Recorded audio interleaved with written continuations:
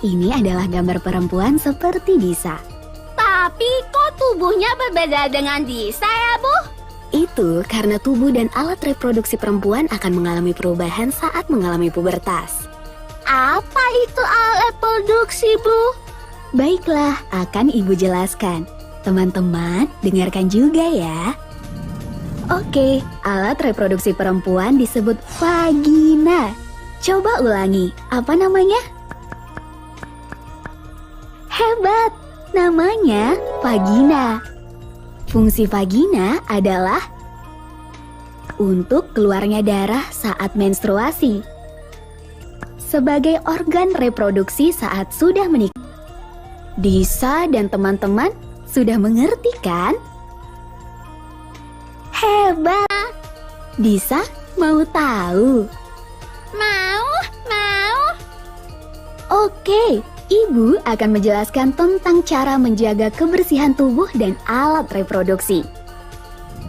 Inilah 8 cara menjaga kebersihan tubuh dan alat reproduksi. Pertama, mandi 2 kali sehari, pagi dan sore. Kedua, mengganti celana dalam ketika kotor setiap hari. Ketiga, mengganti baju ketika berkeringat. Keempat, selesai mandi, menggunakan deodoran. Kelima, menggunakan handuk milik sendiri. Keenam, membersihkan alat kelamin setelah buang air kecil dan buang air besar. Membersihkannya dari arah depan ke belakang ya. Ketujuh, mengeringkan area kelamin setelah buang air kecil atau buang air besar. Kedelapan, rutin mengganti pembalut saat menstruasi. Karena kesehatan tubuh dan alat reproduksi itu penting, maka kita harus menjaga kebersihan ya. Betul kan, Disa? Betul, Disa dan teman-teman akan rajin merawat kebersihan tubuh dan alat reproduksi. Karena merawat kebersihan diri itu penting, kita juga harus menjaga kebersihan di sekitar kita. Kalau begitu, ayo kita menyapu halaman. Boleh? Sentuhan boleh. Disa, Ibu, gawat! Ada apa, Kak? Kenapa lari-lari?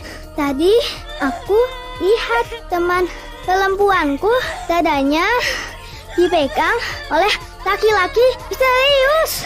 Lalu dia menangis. Oh, tidak. Itu bagian yang tidak boleh disentuh. Disa, tahu dari mana? Ibu yang memberitahuku. Benar, itu bagian tubuh perempuan yang tidak boleh disentuh. Lalu selain dada, bagian mana lagi yang tidak boleh disentuh, Bu? Disa dan Billy ingin tahu mana bagian tubuh perempuan yang tidak boleh disentuh? Mau? Jelasin dong, Bu. Oke, kita minta bantuan tas belajar yuk. Tas belajar, bantu kami. Sentuhan boleh, sentuhan boleh, kepala, tangan, kaki. Karena sayang, karena sayang, karena sayang. Sentuhan tidak boleh, sentuhan tidak boleh yang tertutup baju dalam. Katakan tidak boleh, lebih baik menghindar. Bilang ayah, ibu. Teman-teman, kita sudah tahu kan anggota tubuh perempuan, cara merawat serta bagian tubuh mana yang boleh dan tidak boleh disentuh. Jika teman-teman ingin mengetahui anggota tubuh, bisa tanyakan kepada orang tua masing-masing ya. Ingat selalu ya, ada bagian tubuh yang boleh dan tidak boleh disentuh. Ayo jaga dan rawat diri kita dengan baik. Sampai bertemu lagi teman-teman. Dadah!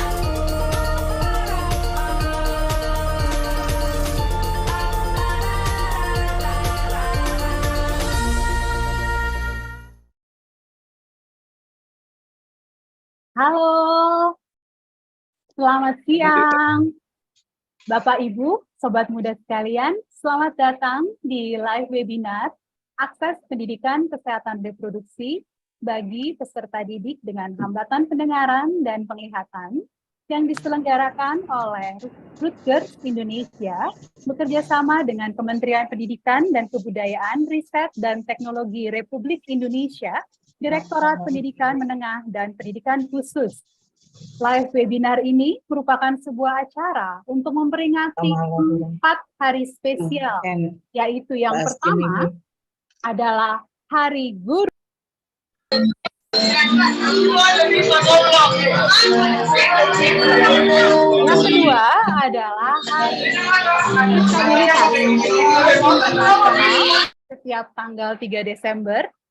Kemudian yang ketiga adalah Hari Hak Asasi Manusia Sedunia tanggal 10 Desember.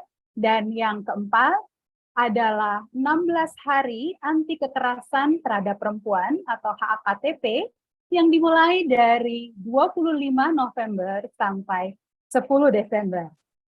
Jadi izinkan saya mengucapkan selamat dan memberikan apresiasi mendalam kepada Bapak, Ibu, dan Sobat Muda Guru ataupun tenaga kependidikan, Bapak, Ibu, dan Sobat Muda Difabel, maupun Bapak, Ibu, dan Sobat Muda yang aktif bergerak di isu-isu hak asasi manusia, khususnya hak kesetaraan atau inklusivitas kawan-kawan difabel. Baik, bersama kita saat ini telah hadir para pembahas dan narasumber yang luar biasa.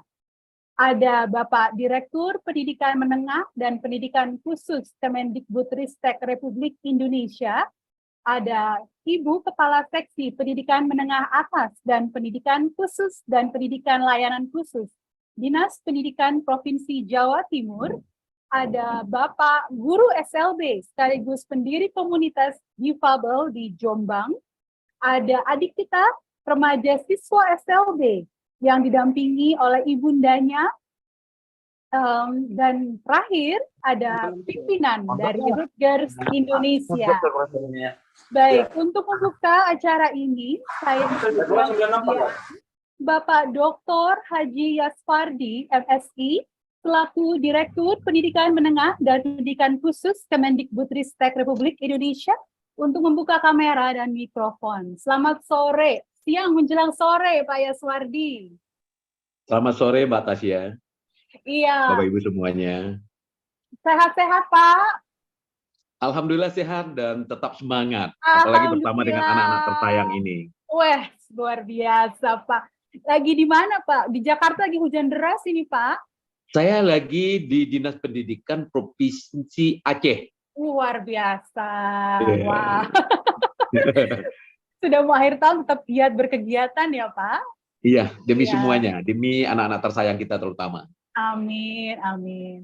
Iya Pak Yaswardi, ini saya mau berbincang bersama Bapak nih Pak, mohon izin. Iya. Kalau dari Kemendikbud sendiri Pak, khususnya dari Direktorat Bapak, sebenarnya apa saja ya kebijakan atau regulasi yang saat ini sudah ada terkait pendidikan kesehatan reproduksi Pak? Oke. Bismillahirrahmanirrahim. Assalamualaikum warahmatullahi wabarakatuh. Waalaikumsalam warahmatullahi wabarakatuh. Ucapan terima kasih dan apresiasi kepada Rutgers Indonesia, Bapak dan Ibu yang hadir sebagai narasumber, ayahanda, ibunda, dan anak-anak tersayang yang hadir pada kesempatan ini. Atas nama Kementerian, saya mengucapkan terima kasih apresiasi kepada Rutgers. Ini adalah salah satu event yang bagus, Bapak dan Ibu. Live webinar ini sangat penting sekali. Pertanyaan daripada Mbak Tasya itu sangat menarik sekali. Pertama, saya ingin mengangkat dalam konteks Merdeka Belajar dulu.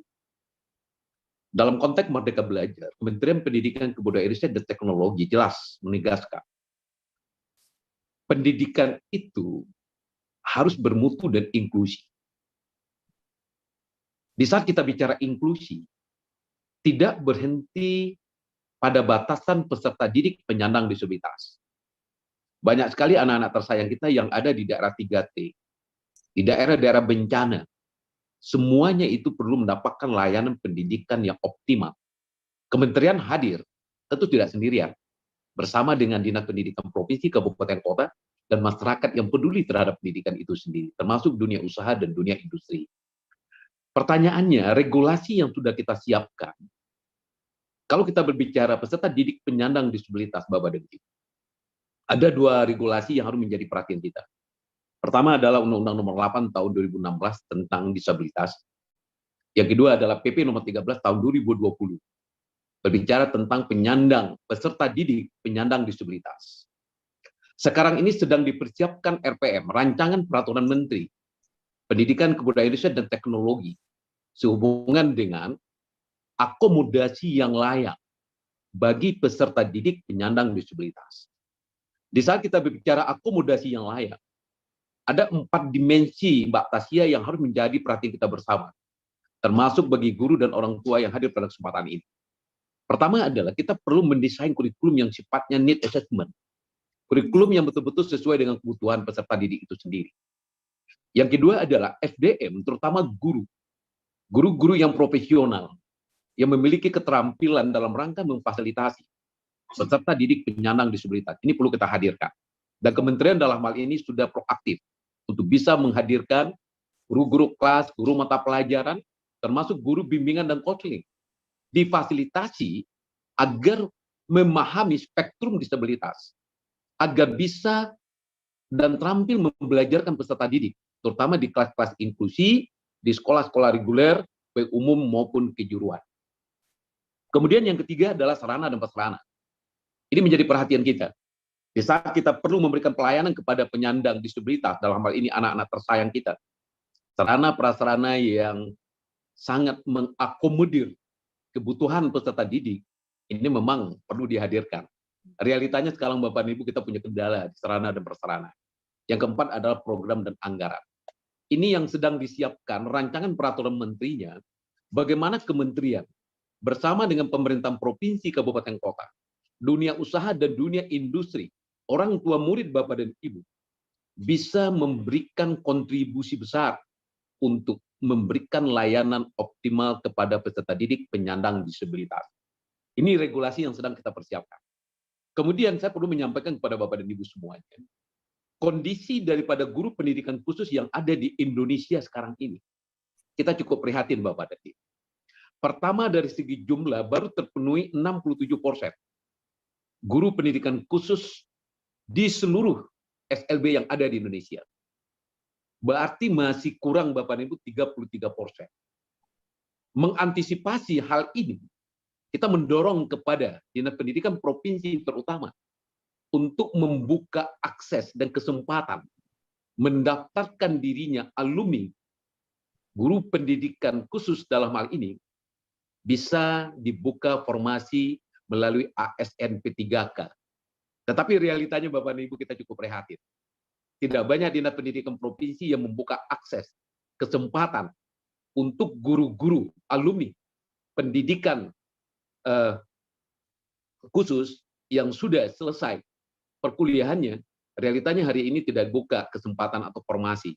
Sehingga kekurangan guru di SLB akan tetap terjadi Bapak dan Ibu. Di satu sisi, kita juga perlu memberikan layanan kepada anak-anak penyandang disabilitas di sekolah-sekolah reguler yang selama ini Bapak dan Ibu mungkin belum terfasilitasi dengan baik. Kementerian Pendidikan, Kebudayaan, Riset, dan Teknologi membuat satu terobosan, yaitu menghadirkan guru pembimbing khusus. Bukan guru pendidikan khusus, guru pembimbing khusus. Guru pembimbing khusus ini adalah guru yang berasal dari guru kelas, guru mata pelajaran, guru bimbingan dan konseling. Ini kita berikan yang pertama adalah pemahaman terhadap spektrum disabilitas. Yang kedua, terampil membelajarkan anak di kelas inklusi yang sangat heterogen. Sekarang ini alhamdulillah kita sudah memiliki sebanyak 23.000 GPK, guru pembimbing khusus, yang seharusnya terpenuhi 45.000. Regulasi kita mengatur satu SPPI minimal memiliki 1 GPK. Jumlah SPPI sekarang ini sudah 45.000. GPK-nya baru 23.000. Kami juga mengajak Dinas Pendidikan Provinsi dalam hal ini dan kabupaten kota berkontribusi menghadirkan calon-calon guru pembimbing khusus, terutama di kelas-kelas inklusi, di sekolah reguler, baik umum maupun kejuruan. Ini beberapa informasi awal yang bisa saya sampaikan kepada Mbak Tasya. Kementerian hadir tidak sendirian. Kolaborasi adalah solusi cerdas untuk memberikan layanan optimal kepada anak tersayang kita, peserta didik penyandang disabilitas. Saya kembalikan kepada Mbak Tasya. Baik, terima kasih banyak Pak Yaswardi. Wah, ini informasi yang menarik ya, sangat-sangat dibutuhkan nih Pak, untuk kita sama-sama berkolaborasi untuk mencapai menutup kesenjangan 33% itu ya Pak ya. Betul, betul. Iya. Untuk apakah Bapak sendiri dari Kementerian Pendidikan dan Kebudayaan Ristek itu ada arahan khusus atau pesan khusus Pak yang ingin disampaikan kepada kami semua yang akan berkolaborasi ini Pak? Oke, ini pertanyaan yang pemantik yang bagus menurut saya. Terima kasih Mbak Tasya. Pertama Bapak dan Ibu, kolaborasi tadi ini harus betul-betul kita bangun. Kolaborasi dalam rangka membangun ekosistem pendidikan yang inklusif, terutama bagi peserta didik penyandang disabilitas.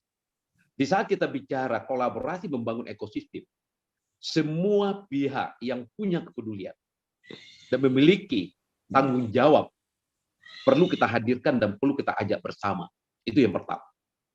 Yang kedua, yang paling utama sekali Mbak Tasya adalah bagaimana anak-anak, apakah itu di SLB atau di kelas-kelas inklusi di SPPI, mendapatkan layanan yang optimal, mendapatkan layanan yang joyful, menyenangkan, mendapatkan layanan yang meaningful, bermakna.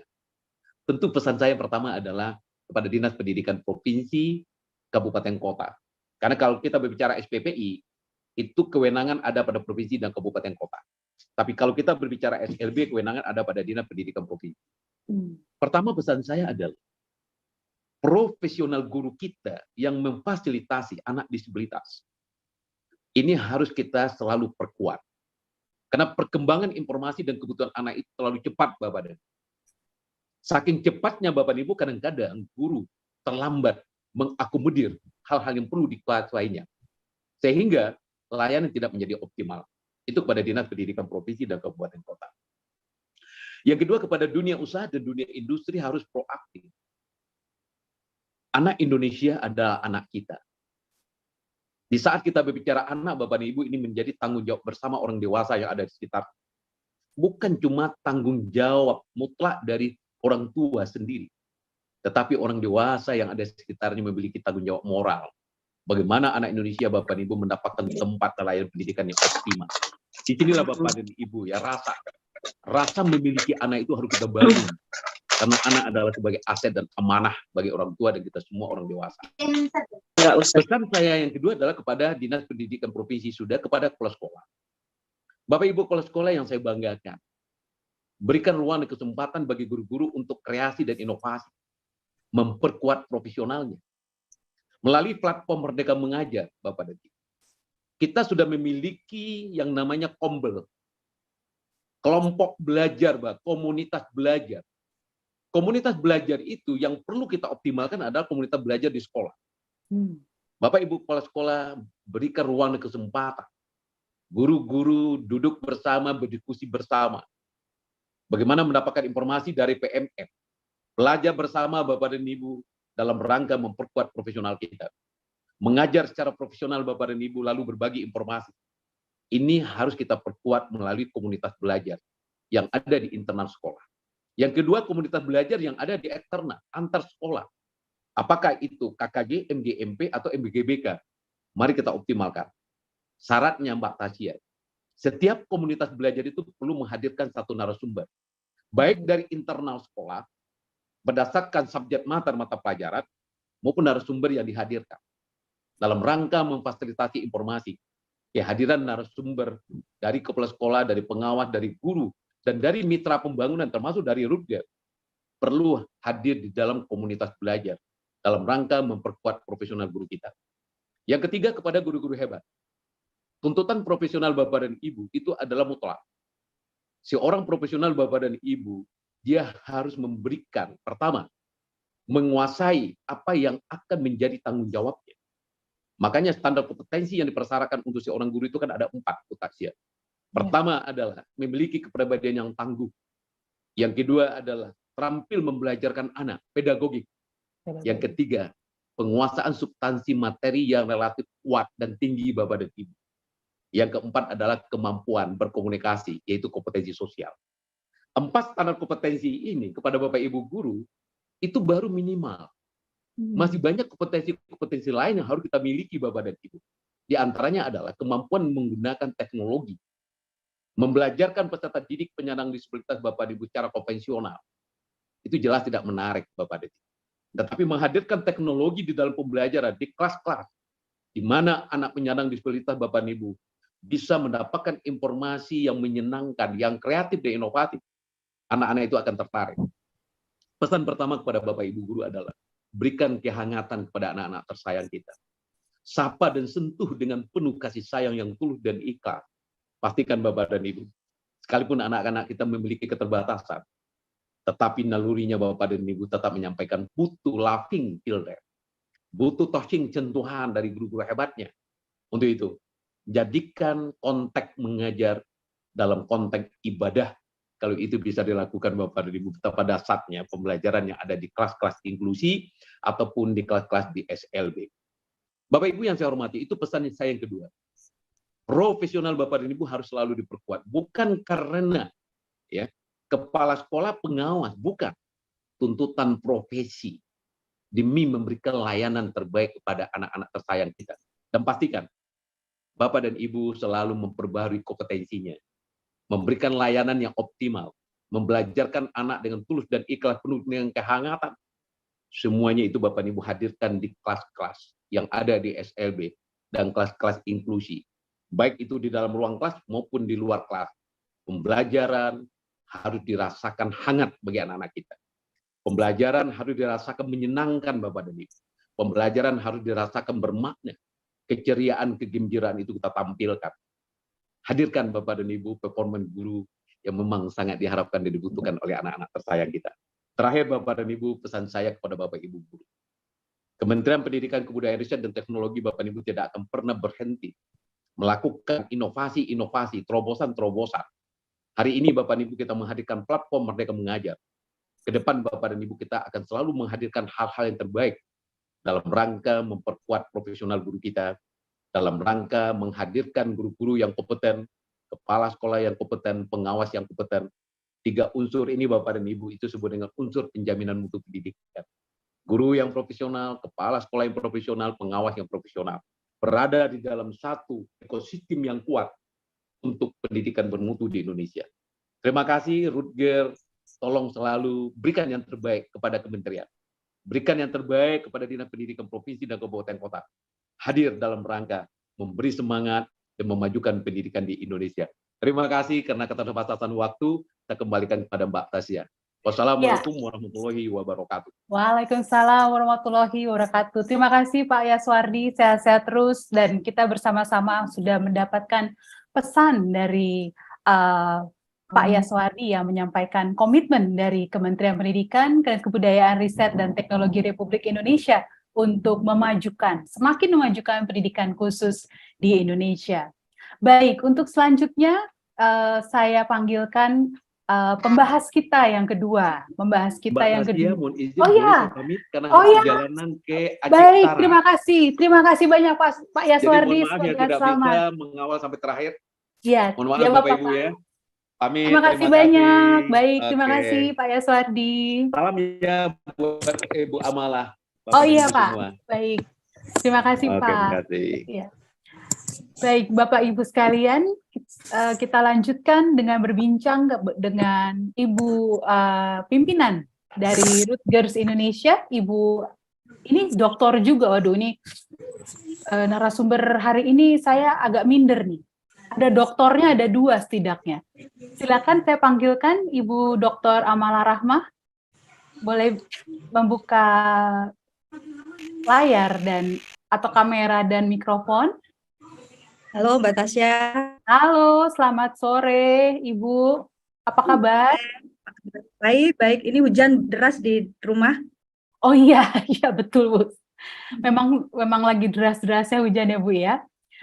Iya, Bu Amala, ini kita ngobrol-ngobrol santai aja ya Bu ya. Ya, sambil minum teh ya sore-sore. Boleh, silakan. Semoga para peserta yang lain juga bisa, kita kan menciptakan kehangatan Bu, seperti pesan Pak Yaswardi tadi. Iya. Nah, Bu Amala, ini kalau Ibu Amala boleh cerita, ini apakah Ibu selaku pimpinan Rutgers Indonesia memang latar belakang personal atau latar belakang pribadi Ibu adalah seorang pendidik atau tenaga pendidik, Bu? Saya sebetulnya secara formal bukan pendidik, Mbak, tapi kebetulan saya memang mendalami ilmu pendidikan. Sebetulnya karena memang ada kebutuhan di keluarga yang mana anak saya salah satu memang memiliki kebutuhan khusus. Jadi sejak beberapa tahun lalu saya memutuskan untuk mendalami ilmu pendidikan ya, dan jadilah saya seperti sekarang, memang bekerja di isu kesehatan, juga isu pendidikan, tapi juga kemudian kok punya minat yang cukup besar gitu terhadap isu-isu anak-anak berkebutuhan khusus gitu ya. Kalau dalam dunia pendidikan istilahnya itu, meskipun dalam sosial dan menggunakan disabilitas gitu. Baik Bu, jadi memang ada passionnya juga ya, passion secara khusus secara pribadinya untuk tadi anak-anak kita yang tersayang, khususnya yang berkebutuhan khusus ya Bu ya. Ya begitu, ditambah kita tuh semua suatu saat mungkin juga minimal low vision loh. Oh iya, saya sudah Bu, sudah. Oh, iya.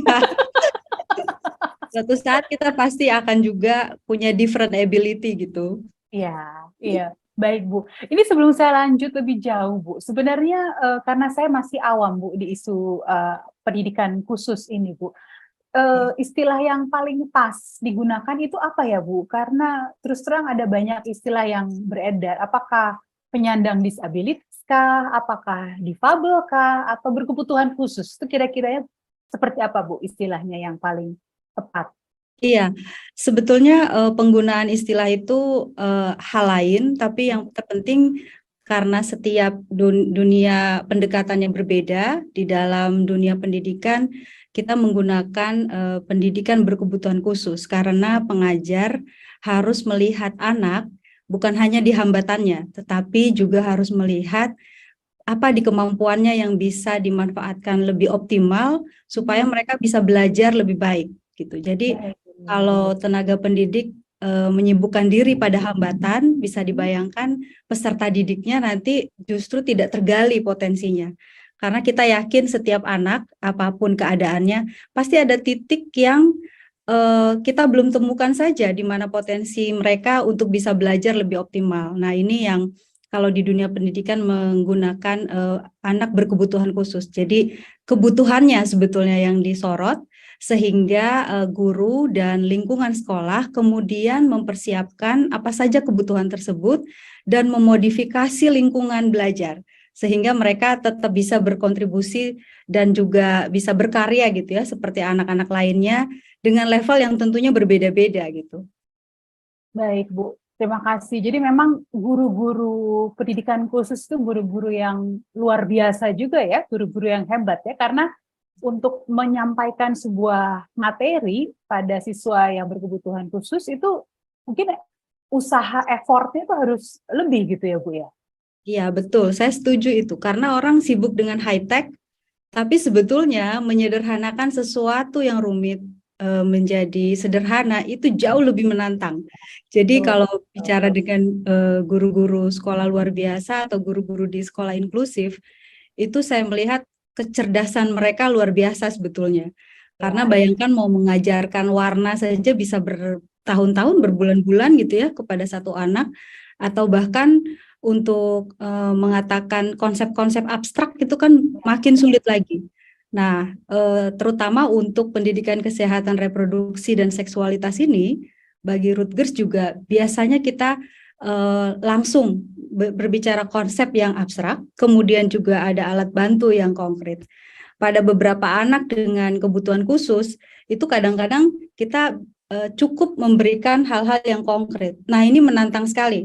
Bayangkan kita harus menjelaskan gender misalnya dalam satu alat belajar yang kemudian mereka paham, oh ini toh yang tidak boleh disentuh, oh ini peran saya, ini peran yang bisa dipertukarkan, kayak begitu. Itu berat sekali, Mbak. Tantangannya menurut saya butuh kecerdasan luar biasa dari guru-guru kita ini.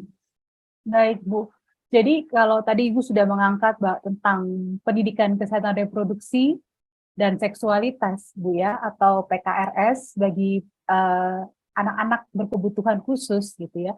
Sebenarnya kalau khusus pada menyinggung mengenai PKRS itu sendiri ya Bu ya, apa ya ruang lingkup PKRS untuk anak atau peserta didik atau siswa berkebutuhan khusus di sekolah, Bu? Iya, sebetulnya kan kita kalau bicara pendidikan kesehatan reproduksi dan seksualitas itu harus disesuaikan dengan perkembangan usia. Nah, pada anak dengan kebutuhan khusus tertentu, terutama intelektual dan mental, itu juga harus dipertimbangkan bukan hanya usia kronologi, tetapi juga kesiapan mentalnya, usia mental. Nah, sejak kapan harus diperkenalkan? Sebenarnya ketika mereka masih kecil, masih di bawah 3 tahun pun sudah bisa diperkenalkan pada level yang tentunya disesuaikan dengan umurnya. Misalnya, mereka tahu bahwa manusia itu ada 2 jenis kelamin, gitu misalnya ya, ada laki-laki, ada perempuan. Atau mereka tahu bahwa oh ini tuh mata, hidung, mulut gitu. Ini gunanya untuk apa? Misalnya alat kelamin digunakan untuk buang air kecil, lalu setelah buang air kecil harus membasuh dengan air yang bersih gitu. Itu tergantung pada usianya. Sampai kemudian di tingkat SD, SMP, SMA, SMP yang sudah mulai memasuki masa puber, dan SMA tentunya sudah masuk ke masa di mana mereka membuat keputusan yang lebih berat. Nah, ini sampai perkuliahan, bahkan sebenarnya juga sampai kita menikah, punya anak, dan seterusnya, itu pendidikan kesehatan reproduksi bahkan diperlukan sepanjang usia, termasuk ketika kita sudah lansia sebenarnya. Jadi tergantung kepada tadi perkembangan usia dan juga bagaimana setiap makhluk hidup bisa menyesuaikan diri dengan lingkungannya. Jadi sangat beragam. Nah, kebetulan yang dilakukan oleh Rutgers karena fokusnya kepada remaja, jadi memang kebetulan produk-produk pengetahuan kami lebih banyak untuk tingkat SMP dan SMA. Walaupun ada di tingkat PAUD dan SD, tetapi programnya kebanyakan memang menyentuh untuk usia remaja tadi, begitu. Baik, Bu.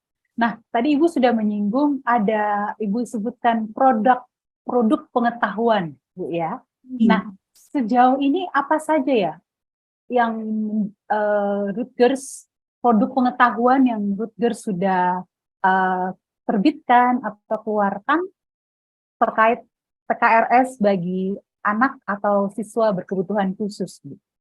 Iya, banyak sekali Kak Tasya. Jadi kalau Bapak Ibu berkenan untuk mendapatkan produk-produk itu boleh di website Rutgers. Dan kayaknya nanti pada akhir acara ini juga kami akan bagikan e-file gratis untuk modulnya. Jadi kalau ditanya produknya apa, kita memang pertama selain membuat alat bantu dan modul pembelajaran untuk pegangan bagi guru, kita juga punya modul-modul yang menjadi pegangan untuk siswa. Kemudian juga bagaimana cara berkomunikasi dengan remaja. Ini biasanya diperlukan oleh orang tua yang bingung, kadang-kadang anaknya semakin besar kok semakin menjauh begitu ya, semakin susah untuk diajak bicara dari hati ke hati, keterbukaannya juga semakin sulit gitu. Ini ada beberapa tips-tips, dan kemudian juga produk yang lain yang sekarang kita menyesuaikan dengan situasi pandemik seperti ini adalah dalam bentuk online learning management system yang bisa diakses sebetulnya di Rutgers secara dengan harga yang murah sekali, tapi tidak untuk maintenance saja. Jadi para guru dan juga siswa itu bisa mengakses pengetahuan yang ada dalam modul dalam bentuk online dan bisa diakses di mana saja, pada jam kapan saja gitu ya. Dan pada waktu tertentu nanti murid-murid ini bisa berkonsultasi dengan guru mereka atau dengan orang tua, sehingga paling tidak media-media ini bisa menjadi alat untuk diskusi awal bagi remaja dan juga orang dewasa di sekitarnya. Yang lain adalah media pembelajaran sendiri kami sudah ada, tetapi juga terus diproduksi, dan biasanya kami memproduksi ini bersama dengan kampus-kampus yang mengeluarkan calon guru tenaga pendidik gitu ya, seperti misalnya di UPI, UNJ dan sebagainya. Dan kemudian media-media belajar ini diproduksi bersama dan digunakan. Setelah selesai biasanya kita berikan tentunya akses secara gratis. Banyak atasnya ya. Wah, banyak sekali Bu ya, termasuk salah satunya video yang tadi kita saksikan di awal itu. Betul. Itu ada 4 episode minimal sampai sekarang, nanti akan diproduksi lagi tahun depan. Jadi itu bisa ditonton bersama dengan anak kita di rumah. Kemudian juga ada banyak media-media, dan sebetulnya kalau sudah baca bukunya, kita sendiri bisa create tuh di rumah. Jadi nggak harus seperti yang Rutgers produksi, bisa bikin sendiri di rumah seperti apa yang menggunakan alat-alat yang ada di rumah kita, di sekitar rumah kita gitu. Baik, Ibu Amala. Terima kasih, Bu. Nah, ini pertanyaan terakhir nih, Bu, sebelum kita beralih masuk ke segmen berikutnya. Ya. Terkait dengan tadi rencana dari Kementerian Pendidikan, Kebudayaan, Ristek, Bu, yang Pak Yaswardi sampaikan, kira-kira Rutgers bisa memberikan kontribusi strategis di sebelah mana, Bu, dari tadi yang harapan atau pesan Pak Yaswardi? Iya, sebetulnya sejak beberapa tahun lalu Rutgers selalu bekerja bersama Kementerian Pendidikan dan juga Kementerian Kesehatan, dan yang terakhir kami juga bersama dengan UNFPA untuk memastikan bahwa PKRS ini tidak hanya dirasakan oleh beberapa daerah intervensinya Rutgers, tetapi juga yang menjadi prioritas bagi pemerintah. Jadi kami juga bersama dengan kementerian menyediakan penguatan kapasitas bagi guru dan tenaga kependidikan, jadi juga kepala sekolah dan juga dinas-dinas pendidikan di kabupaten dan kota untuk melakukan pelatihan. Jadi pelatihannya pun tidak hanya sekali, tapi kemudian bisa bertemu beberapa kali, didampingi. Dan di lapangan, karena Rutgers kan bekerja di Jakarta gitu ya, kebanyakan kami memberikan dana hibah kepada pemerintah dan juga kepada lembaga non-pemerintah, teman-teman LSM. Kami juga kemudian mendanai LSM untuk mendampingi sekolah dan juga dinas pendidikan di daerah masing-masing. Jadi menjadi teman bersama sekolah untuk berdiskusi bagaimana mengembangkan kurikulum di sekolah, pembelajaran, dan mengembangkan metode belajar mengajar di sekolah, di dalam kelas. Termasuk di dalamnya juga mempengaruhi kebijakan-kebijakan di daerah yang kami ambil tentunya diadaptasi dari apa yang dihasilkan di tingkat nasional begitu. Jadi advokasinya juga ada, kemudian juga penguatan SDM-nya ada, lalu sampai kepada pengembangan alat belajar. Dan tidak lupa sebenarnya dengan orang tua juga kita kuatkan dengan beberapa program yang berkaitan dengan diskusi-diskusi komunitas. Jadi memang menghubungkan antara orang tua, anak, sekolah. Jadi memang dengan pendekatan sekolah yang menyeluruh begitu, Kak Tasya. Baik. Terima kasih banyak Bu Amala. Kita akan pindah ke segmen berikutnya. Namun Bu Amala jangan kemana-mana dulu ya. Karena nanti akan ada sesi tanya jawab. Bapak Ibu, ya terima kasih kembali Bu Amala. Bapak Ibu peserta yang mengikuti, silakan bila ada pertanyaan boleh dapat menuliskan di kolom chat langsung. Nanti saya akan bacakan dan kemudian akan ditanggapi oleh membahas atau narasumber yang relevan. Nah, kita akan break 5 menit. Sambil menonton video Disa dan Billy episode yang kedua. Sudah ini kita masuk ke segmen yang kedua.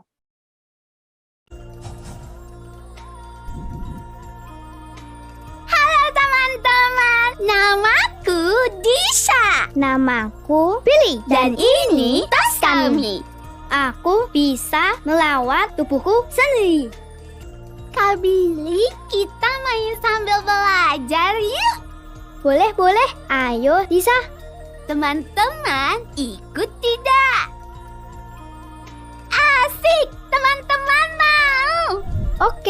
kita akan pakai tas belajar. Tas belajar? Tolong keluarkan sesuatu. Wah, ini apa ya?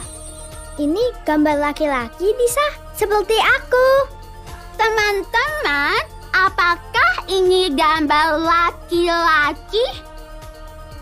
Benar. Biar lebih jelas, aku akan tanya ke ayah. Ayah, lihat. Ini gambar laki-laki kan? Benar, itu gambar laki-laki. Dan Billy adalah laki-laki juga. Tapi kok bagian tubuhnya agak berbeda dengan Billy? Itu karena tubuh dan alat reproduksi laki-laki akan mengalami perubahan saat mengalami pubertas. Apa itu alat reproduksi ya? Baiklah, akan ayah jelaskan. Oke ayah, teman-teman juga dengarkan ya. Oke, alat reproduksi laki-laki disebut penis. Coba ulangi, apa namanya? Bagus, namanya penis. Fungsi penis adalah 1. Buang air kecil. 2. Mengeluarkan cairan sperma. 3. Sebagai organ reproduksi saat sudah menikah. Billy dan teman-teman sudah mengerti kan? Hebat! Nah, menurut Billy, tubuh kamu penting tidak? Penting sekali ya. Maka dari itu, kita semua harus merawat tubuh agar selalu bersih dan sehat. Bagaimana caranya? Billy mau tahu? Mau.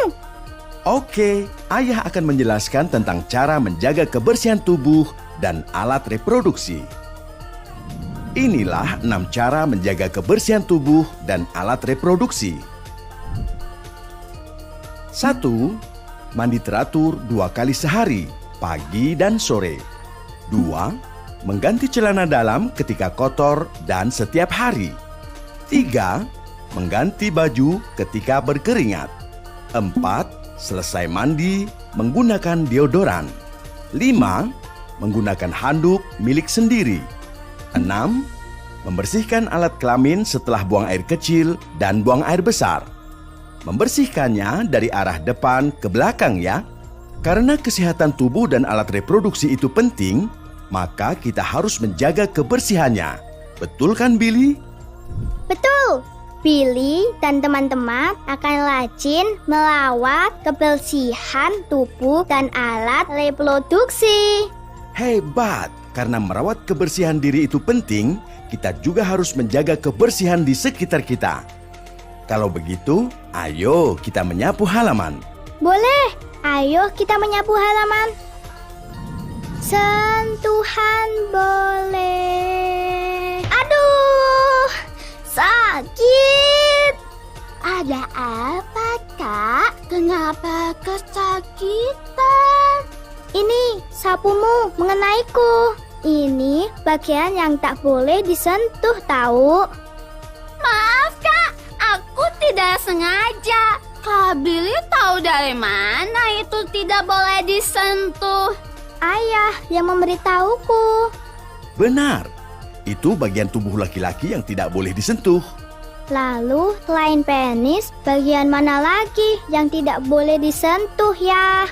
Disa dan Billy ingin tahu bagian tubuh laki-laki mana yang tidak boleh disentuh.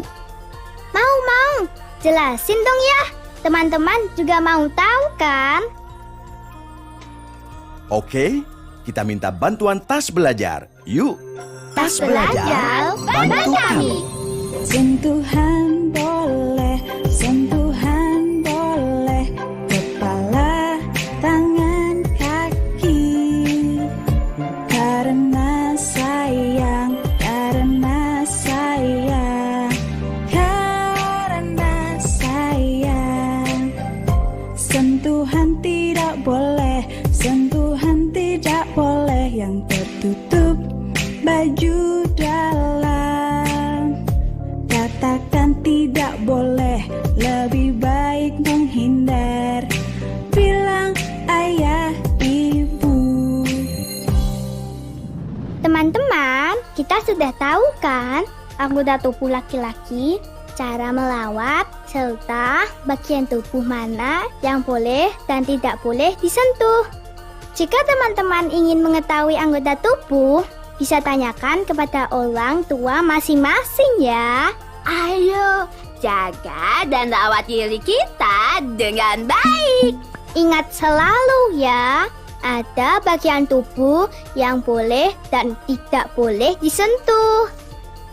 Sampai bertemu lagi teman-teman. Dadah!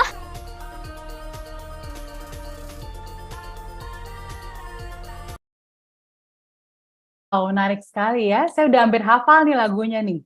Sentuhan boleh. Mantap, mantap.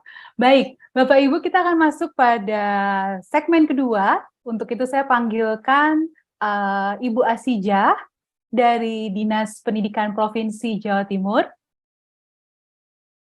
Kemudian sekaligus juga saya panggilkan Bapak Iman.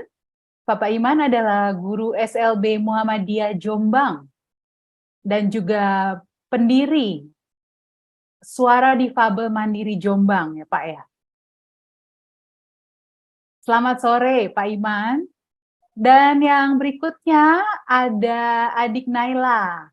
Halo Naila. Iya, dan bersama Ibunda ya, Ibu Novera. Selamat sore. Iya, ini kita santai aja ya. Kita masuk di segmen kedua ini sembari ngobrol-ngobrol. Nah, Ibu dan Bapak sekalian, gimana nih tanggapannya tadi sudah menyaksikan video Desa dan Billy? Enak nggak lagunya? Pertanyaan pertama lagunya dulu ya. Gimana kesannya bagaimana nih Bapak, Ibu? Ibu Asijah dulu mungkin. Gimana Bu pendapat Ibu?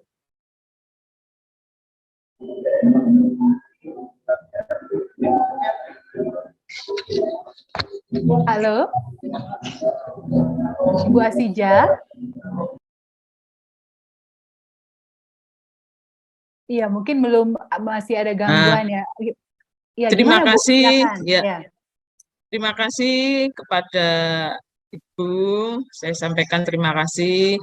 Tadi kita mendengar bersama-sama lagu yang sangat menginspirasi ya. Jadi kita bisa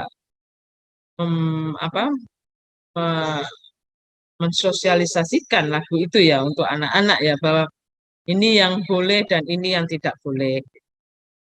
Kebetulan kalau bisa kita berbicara tentang kesehatan reproduksi bagi peserta didik dengan hambatan pendengaran dan penglihatan. Kalau kita berbicara di Jombang ini ya, karena kebetulan saya kasih PMA dan PKLK di Cabdin Jombang, itu kita ada beberapa, selama setahun ya Bu ya, kita itu ada kasus yang meliputi untuk anak-anak itu ada kurang lebih 137 kasus. Dari Januari sampai Desember. Oh, tahun ini ya Bu ya, tahun ini saja setahun ya? ini, kita ambil data terbaru aja tahun ini. Jadi, nah dari tahun 2022 ini, dari 137 kasus, kita ada 2 korban dari siswa disabilitas, siswa berkebutuhan khusus kita. Nah, jadi ada 1 siswa dari SD Muhammadiyah, nanti yang salah satu gurunya menjadi narasumber juga, itu pada korbannya usia 12 tahun. Terus 1 lagi dari Madrasah Ibtidaiyah, di usianya 10 tahun. Keduanya ini menjadi korban kekerasan seksual. Jadi keduanya ada seperti yang kita tahu, mereka memiliki keterbelakangan mental, di apa ya, mungkin mereka dimanfaatkan mungkin sama entah ada setan yang berkedok manusia kalau saya gitu. Jadi mereka ada mengalami kekerasan seksual dan tapi sampai saat ini yang kedua korban ini sudah mendapat pendampingan hukum dan dapat psikolog. Secara garis besar kalau kita berbicara dari angka 137 totalnya yang ada di Jombang, ada 2 korban. Kita memang secara prosentase masih kecil gitu ya. Tapi harapan kami semua bahwa dengan nanti adanya sosialisasi dari Rutgers, dengan dibantu oleh guru-guru yang kebetulan nanti SLB Muhammadiyah itu termasuk sekolah bukan sekolah penggerak di Jombang. Jadi nanti harapan saya itu kita dapat tepat sasaran. Jadi kita semakin nol lah angkanya untuk kekerasan seksual pada anak-anak disabilitas ini. Karena kami paham bahwa kerja ini bukan hanya menjadi tanggung jawab kami yang di Cabdin, tapi juga menjadi tanggung jawab kita semua. Jadi bagaimana kami mendorong guru untuk melakukan sosialisasi kesehatan reproduksi bagi anak-anak, bagi siswa SLB, dan demikian juga guru-guru bisa semakin semakin mudah untuk mensosialisasikan ke si siswa ini bagaimana pentingnya menjaga anggota tubuh yang tidak boleh disentuh itu tadi. Jadi ke depan kami akan terus memonitor. Kami bekerja sama dengan Badan Pemberdayaan Perempuan dan KB di Kabupaten Jombang untuk memantau. Terus kami bekerja sama bersama-sama. Jadi semoga ke depan kita semakin baik, dan semakin baik. Itu harapan kita semua dan menjadi tanggung jawab kita semua. Baik dari pemerintah, guru, orang tua, termasuk mungkin nanti bisa kita melibatkan dunia usaha ya. Jadi saya itu berkeinginan, saya itu punya bagaimana sosialisasi itu berkelanjutan. Jadi mungkin bentuknya bisa e-book, bisa mungkin stiker-stiker yang bisa ditempel gitu. Jadi anak-anak itu selalu ingat untuk menjaga organ reproduksinya. Mana yang boleh disentuh, mana yang tidak. Jadi bukan mereka tidak harus ketika mereka menyentuh HP baru ingat itu. Tapi saya ingin sosialisasi itu bisa gampang dijangkau dan gampang dilihat oleh siswa. Jadi mungkin semacam stiker gitu ya, yang bisa ditempel di ruang-ruang terbuka gitu ya. Mungkin bisa juga di ruang kelas bisa gitu. Jadi mana yang boleh, mana yang tidak boleh disentuh. Tadi seperti video itu bagus sekali. Ya, bagus sekali. Dan itu bisa menyentuh ke seluruh siswa, termasuk ke keluarga. Dari pihak keluarga bisa mendapatkan itu. Jadi, ya, gitu. Karena saya punya kenangan sekian 20 tahun yang lalu, saya itu punya teman. Jadi teman saya sekolah SD ini punya kakak, disabilitas kakaknya. Oh, oke. Tapi ketika itu kan kita masih minim ya, SLB itu masih jarang sekali. Kebetulan saya orang asli Surabaya, jadi si adik ini sukses menjadi dokter. Oke. Nah, si kakak ini disabilitas. Kebetulan komplek rumah saya itu dekat dengan Terminal Joyoboyo. Nah, bagaimana ceritanya? Si kakak ini sering hamil tanpa dari pihak keluarga semua tidak ada yang tahu siapa yang menghamili, di mana, bagaimananya. Nah, si kakak yang bernama, enggak saya sebutkan namanya, nanti kalau beliau dengar kasihan. Si kakak ini setiap ditanya, kenapa kok bisa gini? Dia enggak bisa jawab. Hamil pertama digugurkan sama si adik, karena adiknya dokter yang seangkatan dengan saya itu dokter ya. Hamil selang berapa bulan hamil lagi, gitu loh. Digugurkan lagi. Sampai, mohon maaf, hamil sampai 5 kali. Jadi ini real, cerita ini real. Sampai hamil 5 kali. Akhirnya sama si adik ini digugurkan di yang kelima kalinya itu, dia seperti KB gitu. Jadi enggak, mohon maaf ya, bila terjadi interaksi lagi tidak hamil lagi. Saya sempat tanya kepada teman saya ini, terus gimana? Ya apa mbak, aku bingung. Lah ya apa, aku ya dosa bolak-balik menggugurkan gini. Tapi ketika itu sistem kan masih kita masih nggak bisa menuntut banyak pada lembaga pendidikan itu ya. Kenapa itu terjadi? Gitu. Nah, setelah saya duduk di dinas pendidikan ini, saya baru paham. Oh, begitu rentannya anak-anak ini. Iya toh Bu? Begitu rentannya mereka.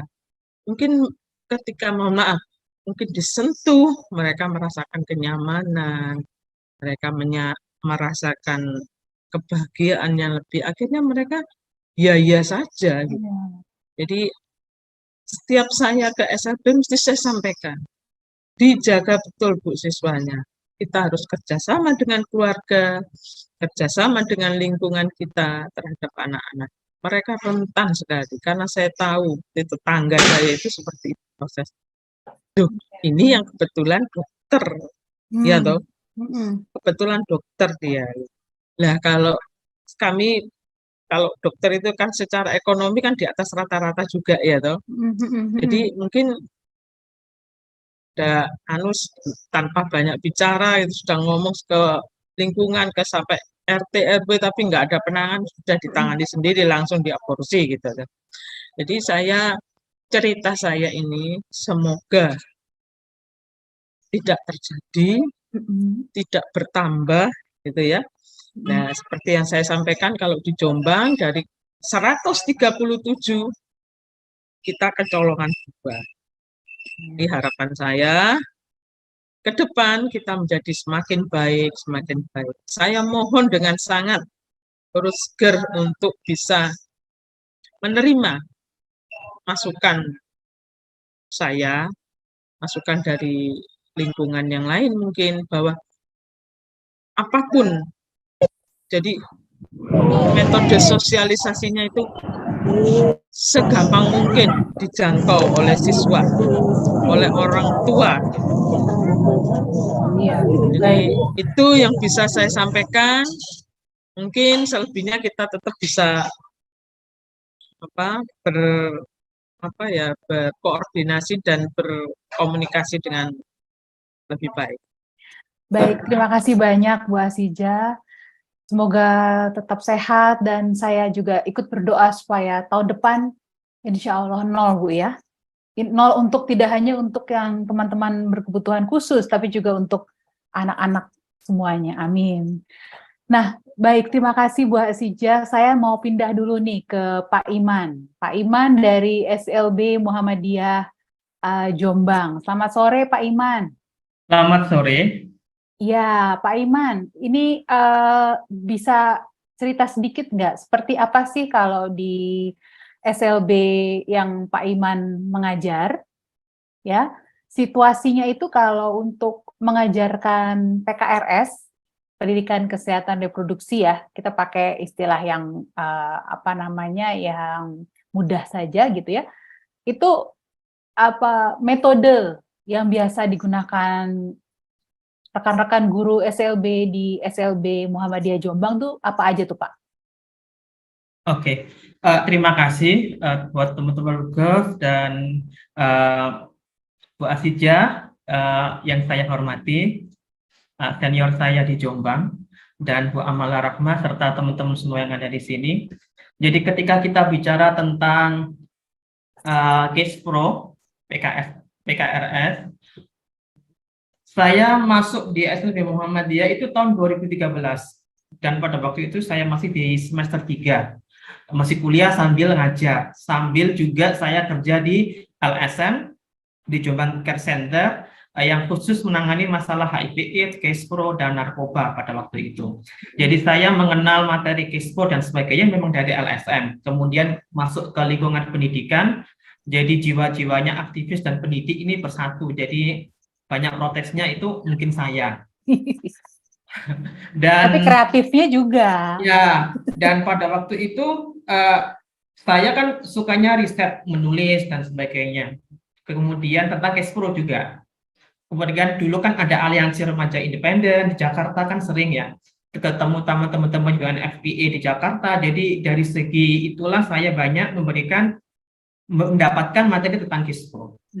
Nah, dari situlah saya berpikir, dan gimana ya KISPRO-nya anak-anak disabilitas itu. Kalau misalkan seminar apa itu, kalau mau ajaran baru sekolah umum kan biasanya ada ya, awal ajaran baru itu mereka mengundang beberapa materi tentang narkoba, tentang HKSR dan sebagainya. Tapi bagaimana dengan KISPRO? Kemudian saya bikin mini riset yang sangat mengejutkan, bahwasanya anak tingkat SMA pada waktu itu saya ngajar di tingkat SMA, dan kepala sekolahnya Putri Pamuji yang ada di sini pada waktu itu. Nah, ternyata mereka bedakan antara penis dan burung itu saya butuh waktu 3 bulan untuk anak-anak yang tunagrahita. 3 bulan? Iya. Wow. Karena memang salah kaprah dari guru-gurunya dulu, dari ustadznya, lingkungannya, bapaknya. Kayaknya kalau ngomong masalah penis atau apa itu dusok, gailok dan sebagainya. Akhirnya ya itu yang membuat pikiran mereka bahwasanya ini itu burung, kan penis gitu loh. Kemudian saya bikin gambar menyentuh mana bagian tubuh, misalkan tangan yang mana, payudara yang mana, itu butuh waktu yang lama. Kemudian saya bikin cara lain, mereka terlentang tuh, kayak kalau ada kecelakaan ada yang dikasih garis putih-putih di tubuhnya itu, di lantai itu mereka gambar dengan spidol tuh. Kemudian yang terlentang ini perempuan, tapi yang gambar ini laki-laki. Begitu sebaliknya. Begitu juga nanti yang laki yang terlentang, yang gambar juga laki-laki. Jadi berbagai macam metode-metode atau cara-cara gitu. Iya. Ternyata setelah menggambar, itu saya tanya, apa bagian yang kurang? Ini tubuhnya laki-laki apa perempuan gitu. Nah, di situ mereka masih ada yang ketawa, ada yang saling sikut-menyikut, ya kayak permainan gitu. Ternyata anak-anak itu masih belum mampu. Terus ketika saya kasih instruksi, ininya perempuan mana, apa namanya, itu baru dia ya udah digambar, ini namanya apa? Oh, payudara. Ya udah, itu diingat, karena anak-anak yang tunagrahita itu lebih banyak berulang-ulang kan. Terus yang laki-laki juga gitu. Ini apa namanya? Penis apa burung gitu. Ada yang bilang penis, ada yang burung gitu loh. Kadang-kalanya kalau saking gregetan ini ya, saya tarik mereka keluar, tuh burung yang bisa terbang, tuh burung emprit itu. Yang ini enggak. Nah, itu luar biasa itu. Nah, ada juga yang ketika mengajar anak-anak tuli. Dari anak-anak tuli kan hambatan intelektualnya kan nggak ada masalah. Mereka lebih nyaman diskusi. Yang awal kita masuk kan harus bagaimana membuat nyaman si anak-anak ini. Ketika kita bikin meja bundar, kita ngobrol, terus apakah kamu sudah punya pacar atau apa dari itu, gitu. Sambil saya nggak pernah menghakimi mereka gitu. Terus oh ini punya ini pacar ini kan gitu. Oh kenal di mana? Facebook gitu. Anak-anak itu kenal Facebook, sudah medsosan, sudah video callan pada waktu itu. Kok seperti itu? Ada yang pernah mimpi basah, mereka cerita dengan nyamannya. Oh, nah dari kalau mengajarkan anak-anak yang hambatan pendengaran atau tunarungu itu pendekatannya memang lebih friendly kita haruskan. Iya. Bahkan dulu sekali ada yang sempat minggat sama pacarnya ke Solo, murid saya yang cewek. Oh oke. Minggat ke Solo. Naik bis, saya tanya, kamu naik bis, ketemu di mana teman kamu? Di Facebook kayak gitu, sampai 2 minggu dia. Nah itu sebagai guru memang harus up to date dengan teknologi ya. Anak-anak yang punya hambatan pendengarnya sudah sangat melek teknologi sampai mereka bikin komunitas tuli, komunitas apa kan gitu dari medsos itu. Jadi saya pantau Facebook mereka, saya pantau katakanlah ketika mereka bercakap-cakap di kelas atau di luar kelas seperti itu. Nah, ketika kita berbicara tentang bagaimana memberikan materi case flow kepada teman-teman anak-anak yang tunanetra, yang ini yang cukup tantangan. Apalagi kalau yang SMP ini ada satu ya. Cewek cantik itu seperti apa? Lah, saya juga mendiskusikan gimana ya nih kan gitu. Kan itu tantangan gitu loh. Cewek terus payudara itu seperti apa kan gitu. Nah, memang alat-alat peraga itu memang harus itu sangat penting. Ya, penting. Video dengan kata-kata yang mudah, yang jelas, yang bisa didengar oleh teman-teman tunagrahita itu kan memang harus diksinya yang harus mudah, yang gampang dicerna seperti itu. Nah, itu juga sangat penting. Nah, pada waktu itu ketika saya menulis riset, itu ketika saya presentasikan, kan ada teman-teman LSM, mungkin Bu Ramona Sari kalau dari PKBI pada waktu itu, dan beliau itu sudah punya buku, nggak punya Bu gitu loh. Tuh, bukannya Kemendikbud sudah nggak ada gitu. Malah saya yang dikasih dari teman UNFPA itu yang ngasih buku tentang kayak semacam kayak RPP tentang Kispro. Nah, kemudian tantangan lagi adalah bagaimana membuat materi ini asik di murid gitu loh, karena bukunya kan sangat minim. Nah, saya mengapresiasi bahwasanya tadi Rutgers sudah bikin buku yang untuk Kispro yang berseri, apalagi ketika buku itu ada kartunya, itu anak-anak sangat senang sekali, karena ketika dijelaskan dengan gurunya itu kurang mampu menyerap banyak ketika ditunjukkan dengan adanya visual, karena anak-anak ABK ini visualnya oke, yang tunagrahita, yang tuli seperti itu, yang tunarungu itu visualnya itu mereka sangat suka tentang berbau gambar. Nah, itu juga saya mengapresiasi pada Rutgers dan Kemendikbud. Dan juga selain saya menjadi seorang guru, saya kan mendirikan komunitas untuk disabilitas. Jadi ketika kita tidak akan menjadi masyarakat yang inklusif, yang bagus ketika kita hanya berkutat pada dunia sekolah saja. Jadi saya itu di LSM sering rapat koordinasi dengan teman-teman LSM yang lainnya, ternyata mereka juga nggak begitu paham tentang disabilitas itu apa. Makanya ada dibentuk namanya FMJ, Forum Masyarakat Mandiri Jombang, dan ada juga Aliansi Inklusi Jombang, Pak Febi yang dari Rutgers itu kemarin bergabung dengan ini sama Women Crisis Center di Jombang. Nah, di situ kita saling memahami, oh ternyata seperti ini anak-anak disabilitas.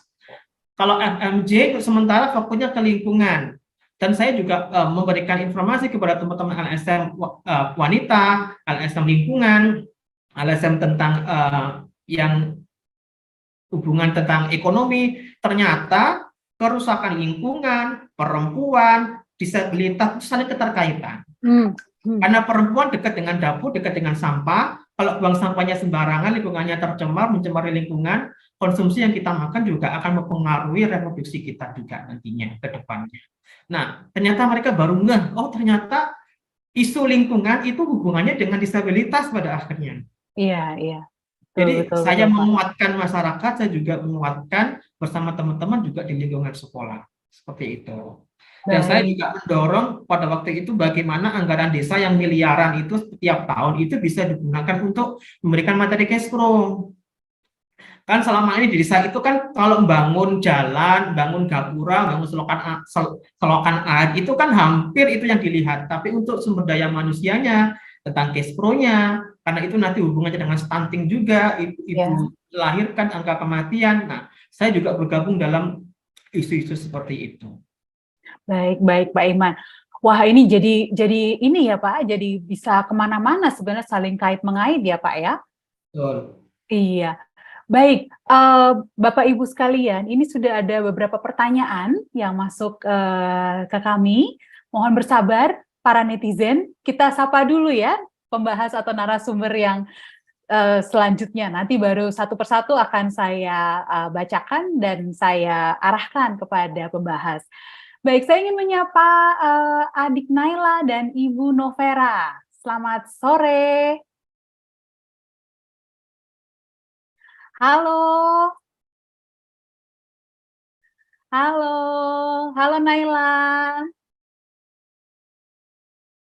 Ini saya sekalian latihan ya. Jadi sekarang Naila yang jadi gurunya, saya muridnya. Karena saya ini waktu kemarin baru belajar Sido Jakarta. Jadi Naila cek ya. Kakak udah bener belum bahasa isyaratnya ya? Lihat ininya ya. Liatin kakak ya. Liatin kakak. Halo. Nama saya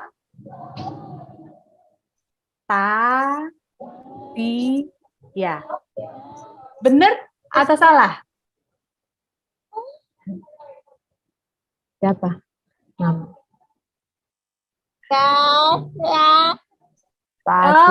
Tasya.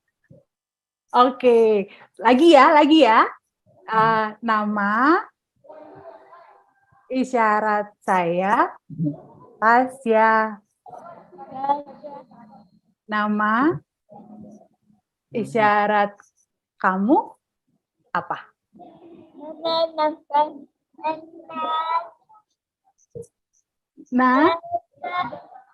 Naila.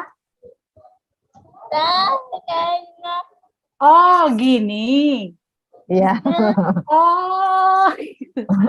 Halo, Naila. Jadi lumayan ya? Udah benar? Sudah ya? Benar, sudah benar. Iya, benar katanya. Kalau dari 1 sampai 10, aku berapa nilainya? Berapa? Nilainya berapa? Berapa? 1 sampai 10 berapa? Nilainya? 10. Yang benar. 10 katanya Kak. 10 ya, iya. Naila, aku nggak lanjut ya karena yang ini aku belum bisa bahasa isyaratnya, aku nggak bisa. Naila sekarang kelas berapa? Kelas berapa? Kelas 7. Oh, kelas 7. Iya. Kelas 7. Iya. Naila kelas 7 SMP. Kelas 7 SMP. Iya. Naila di sekolah suka pelajaran apa? Yang paling suka? Suka pelajaran apa? Iya. Suka belajar bahasa Inggris. Oh, bahasa Inggris. Hebat banget. Oke. Nah, kalau sekarang udah libur belum? Sekolahnya masih sekolah atau sudah libur? Sekarang libur. Libur. Sampai kapan liburnya? Sampai kapan? tanggal 4 Januari. 4 Januari. Oke, terima kasih Naila. Aku lanjut ngobrol-ngobrol sama Mama ya. Mama itu apa ya ini ya? Mama bukan? Ini Mama bukan? Mama. Oh, Mama. Mama. Iya, Mama. Oke, iya. Aku lanjut sama Mama ya. Ngobrol Iya. sama Mama. Iya. Tapi Naila juga boleh ada di situ. Tunggu di sini. Ya, mungkin Ibu Novera ya bisa cerita. Iya, bisa cerita kalau di sekolah Naila itu seperti apa kalau sudah ada pendidikan kesehatan reproduksinya gitu. Sudah ada atau belum?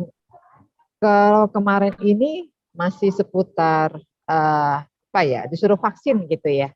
Hanya untuk kesehatan reproduksinya disuruh vaksin. Tapi kalau untuk memperkenalkan sistem reproduksi ataupun misalnya perbedaan alat kelamin atau plus minusnya bahayanya gitu dengan lawan jenis yang tidak bisa kita hadapin itu saya juga kurang tahu ya. Cuma saya udah prepare sebelumnya untuk Naila. Dia itu sekolahnya itu kan dari kecil itu di SLB ya Kak. Gitu. Iya. Jadi saya punya kekhawatiran yang sangat besar. Jadi dari kecil tuh saya udah ajarin mana yang boleh disentuh, mana yang enggak, dan hanya mamanya aja yang boleh. Jadi walaupun ayahnya, walaupun kakaknya, walaupun abangnya tidak boleh lihat gitu. Jadi hanya mama yang boleh gitu. Kebetulan kejadian itu yang seperti kata Ibu Aisyah tadi itu pernah menimpa Naila juga ya Kak gitu. Jadi Naila itu kan anak-anak begini kan mereka vikol ya Kak komunikasinya. Jadi komunikasinya vikol itu dilanjut dengan DM itu temannya tuh minta foto celana dalam gitu waktu itu. Nah Naila ini jawab, kebetulan waktu itu dia pakai handphone saya gitu kan. Oh baik. Jadi saya cek gitu. Temennya minta foto celana dalam, tapi jawabannya lah tidak boleh, mama marah, malu gitu. Mereka bahasanya simpel-simpel gitu ya. Ngomong lagi tidak apa-apa kata gitu kan. Nanti sama dia tidak boleh, mama marah, malu. Dia jawabannya terus gitu. Akhirnya chatnya itu berakhir dengan dia tidak ngasih tunjuk foto celana dalam yang diminta temannya. Iya. Akhirnya itu saya screenshot itu tulisannya, saya screenshot, saya laporin ke gurunya, terus saya tanya, ini anaknya yang mana ya Bu gitu, yang nama ini gitu. Saya mohon nanti kalau dia deket Naila, tolong dijauhkan gitu. Akhirnya saya kasih hasil screenshotnya, saya bilang saya tidak marah ke anaknya gitu, karena anak itu kan nggak tahu ya Bu. Gitu, anak itu nggak tahu. Dan lagi ternyata anak itu tinggalnya di asrama gitu. Di asrama sekolah. Sebenarnya anak-anak itu persis seperti yang tadi Bu Aisyah omongin, mereka tuh kan usia-usia remaja ya Bu. Merasa ada kenyamanan pada saat bersebelahan dengan lawan jenis. Iya, betul. Mungkin pada saat dia disentuh dia mungkin merasa nyaman, gitu, tapi dia nggak ngerti. Gitu. Nah, jadi pemahaman plus minusnya seputar reproduksi, seputar hubungan antar lawan jenis itu memang lebih baik dari orang tua sejak dini deh. Karena orang tua itu yang paling tahu cara sifat atau karakter anak gitu. Itu orang tua yang paling tahu. Jadi mungkin orang tua yang lebih aware ya dari sejak dini nih anaknya mereka tuh nggak ngerti apa-apa gitu. Mereka tuh sebenarnya sih setiap anak ya Kak ya. Saya anak saya 5 gitu ya. Setiap anak tuh unik gitu. Jadi kalau dia tuli itu keunikan dia di tulinya itu gitu. Mana caranya saya menyampaikan informasi sesuai dengan kemampuan tulinya itu gitu. Bisa lewat visual, bisa lewat. tujuannya tuh hanya ingin dia tahu bahwa ini bahaya, ini enggak. Iya, betul, Bu. Jadi nggak bisa kita serahkan 100% ke guru atau ke pihak yang di luar. Orang tua lah yang pertama-tama yang mengcover gitu anak dari sejak kecil ya, dari sejak awal gitu. Jadi cerita kayak Ibu Aisyah itu juga, Ibu Aisyah itu juga di sekolahnya Naila juga ada gitu ya. Udah gitu di lingkungan komunitas tulinya juga. Itu udah karena nggak ngerti aja sih Kak, gitu. Bukan karena mereka genit atau apa, itu bukan. Karena mereka nggak ngerti, informasinya kurang. Gitu. Baik. Jadi kayak tadi kayak Pak Iman juga, saya juga suka ya, setuju ya gitu. Maksudnya dia aware banget dengan anak-anak disabilitas. Dengan anak disabilitas itu dengan cara apapun dia coba sampaikan informasi sesuai dengan kebutuhan anak-anak gitu. Jadi kalau anak tuli dengan cara seperti apa, kalau anak yang Down syndrome mungkin gitu, cara-caranya beda-beda. Tapi informasi itu yang dibutuhkan anak-anak ini gitu. Bahwa mereka itu ada yang boleh dan ada yang tidak boleh gitu. Mungkin hanya harapan saya itu seperti orang-orang seperti Pak Iman itu harusnya di semua sekolah ada ya. Gitu. Jadi anak-anak ini biar mereka tumbuh dengan bahagia, dengan jati diri mereka masing-masing. Benar. Mereka bisa berkarya walaupun dengan kekurangan mereka tetap bisa berkarya gitu. Iya.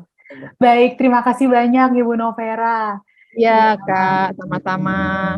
Nih saya minta maaf ya backgroundnya. Nggak apa-apa. Naila lagi ikut itu Kak, lagi ikut lomba. Oh, lomba apa? Lomba, Naila. Ikut lomba apa? Melukis. Oh, melukis. Ya. Iya. Semoga menang ya. Semoga menang. Ya, terima kasih. Sama-sama. Iya. Baik, Ibu Novera sama Naila di situ dulu, jangan kemana-mana, karena kita masuk pada sesi tanya jawab. Ya. Iya Kak. Terima kasih Kak. Terima kasih juga sama-sama. Baik, kita akan masuk pada sesi tanya jawab. Ibu dan Bapak sekalian, ini saya sudah mendapat daftar pertanyaan. Saya akan mulai untuk Ibu Amala dulu ya. Kita mulai dari pembicara atau pembahas yang awal dulu nih. Ibu Amala, ada beberapa pertanyaan untuk Ibu.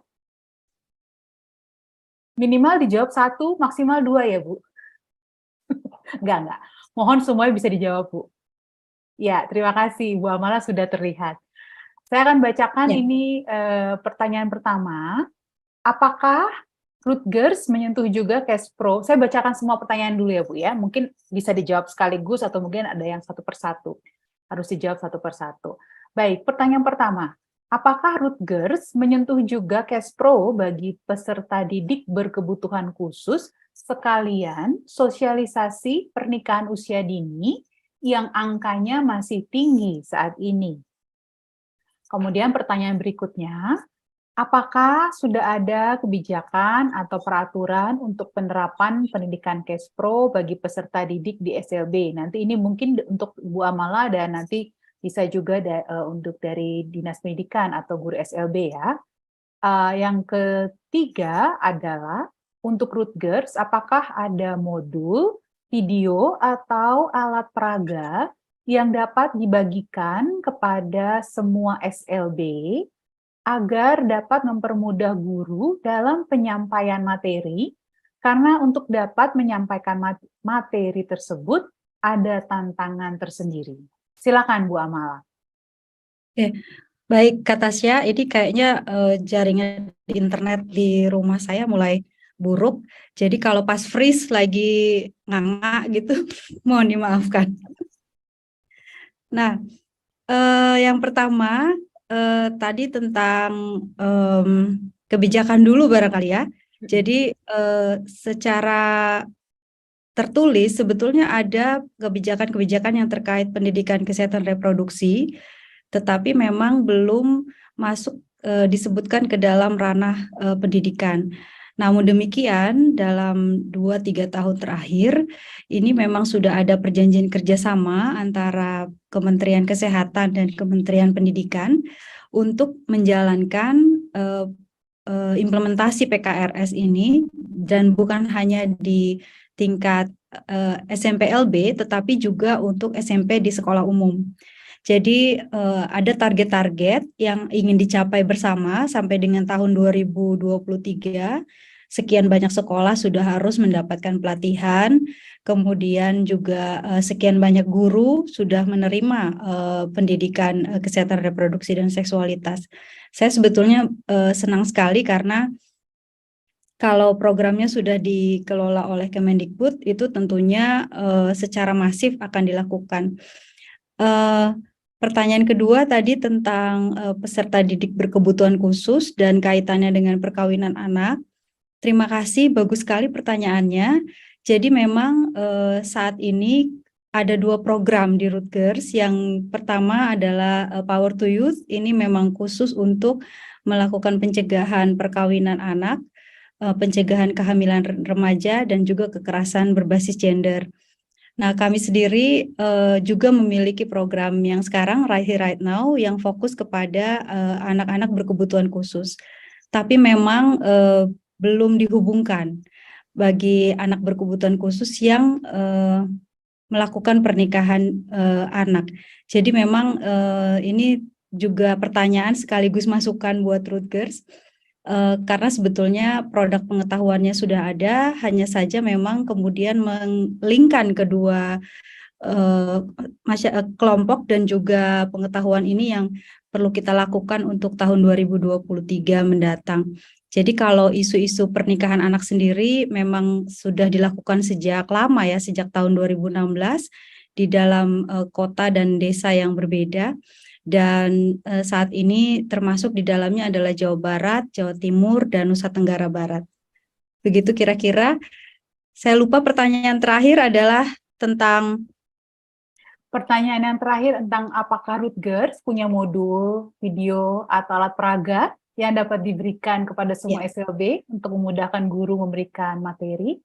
Ya, tenang. Jadi setelah sesi ini, Bapak Ibu akan diberikan secara gratis tadi ya e-file untuk buku modul ini paling tidak yang untuk hambatan pendengaran dan penglihatan. Kami juga punya PKRS untuk anak-anak yang memiliki hambatan intelektual dan mental. Jadi silakan nanti ada form yang bisa diisi, lalu kami akan kirimkan bisa melalui email.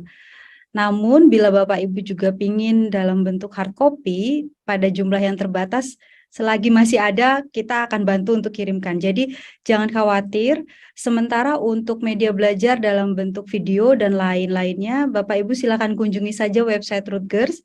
Nanti kita pasti akan bagikan itu gratis karena kami tahu itu bisa membantu Bapak Ibu dalam mengajar di rumah dan juga buat orang tua agar bisa berkomunikasi dengan anak-anaknya lebih baik. Jadi ada media belajarnya dulu gitu, nggak ujuk-ujuk krik gitu. Gimana caranya supaya bisa ngobrol dengan anak-anaknya. Begitu Kak Tasya. Baik. Terima kasih Bu Amala. Saya akan berlanjut kepada Bu Asijah dan Pak Iman. Ini ada pertanyaan. Mungkin yang pertama ke Bu Asijah dulu ya. Apakah mungkin ini konteksnya bisa Ibu jawab khusus untuk di Jombang atau di Jawa Timur juga boleh Bu. Apakah di daerah Ibu sudah ada kebijakan atau peraturan terkait penerapan pendidikan Kespro Bu di SLB?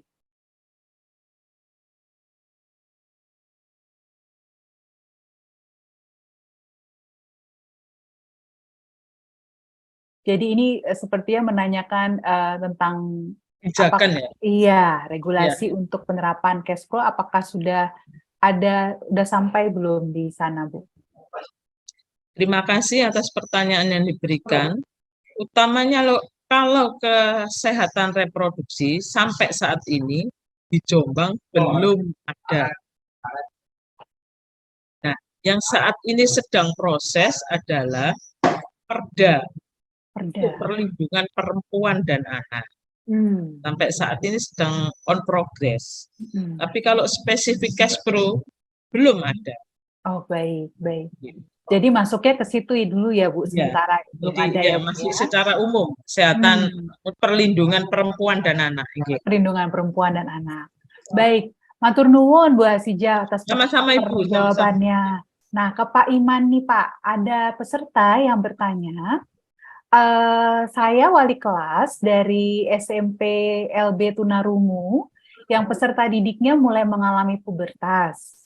Saya sering mengedukasi ke peserta didik tentang batasan-batasan dalam berteman antara laki-laki dan perempuan, baik di kelas maupun di dunia maya, gadget misalnya. Tapi tetap saja peserta didik belum bisa memahami yang saya edukasikan. Mohon ada saran, cara yang efektif buat peserta didik agar bisa paham.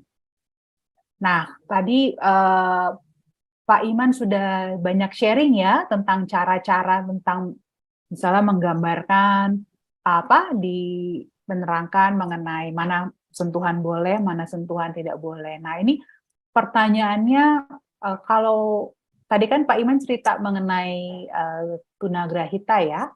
Nah, ini dari wali kelas dari SMP Tunarungu nih, Pak.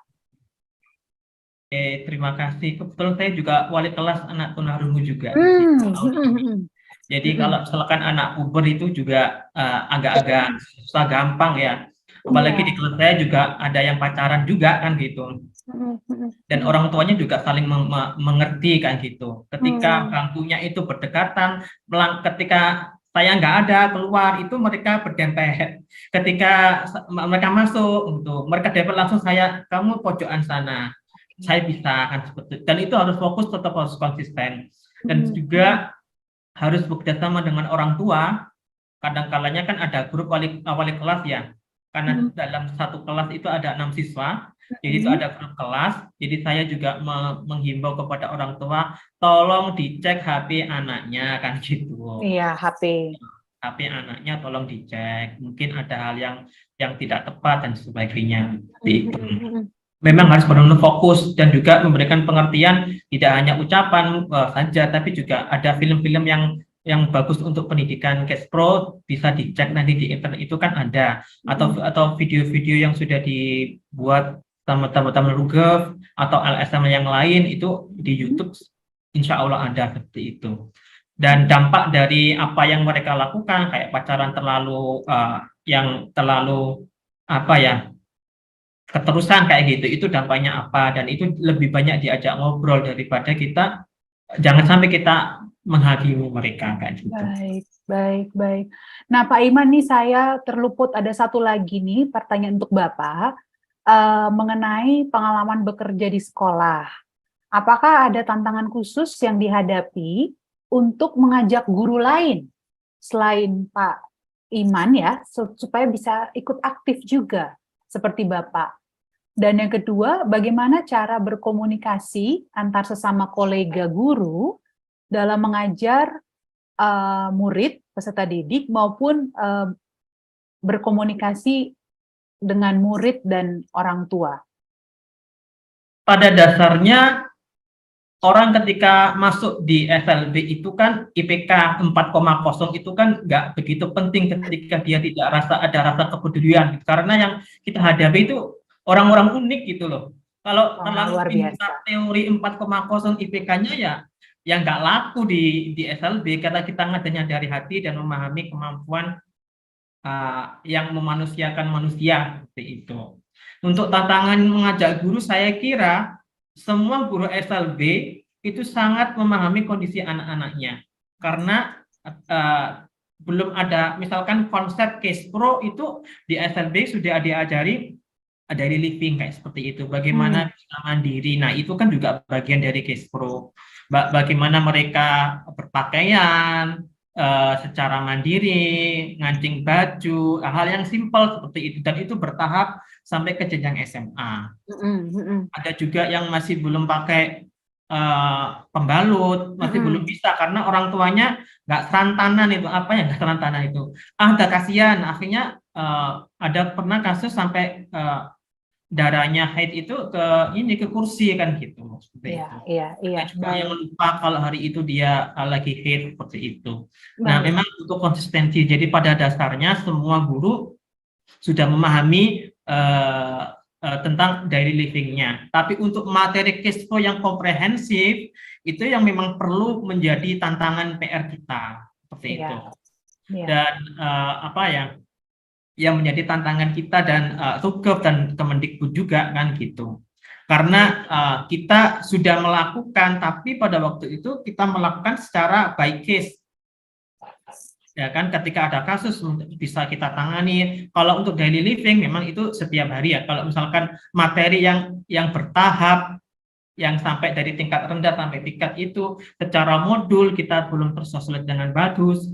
Modul sudah ada kayak RPP seperti itu, tapi buku panduannya, misalkan buku yang bergambar untuk anak-anak itu yang menjadi khususan program khusus buat teman-teman.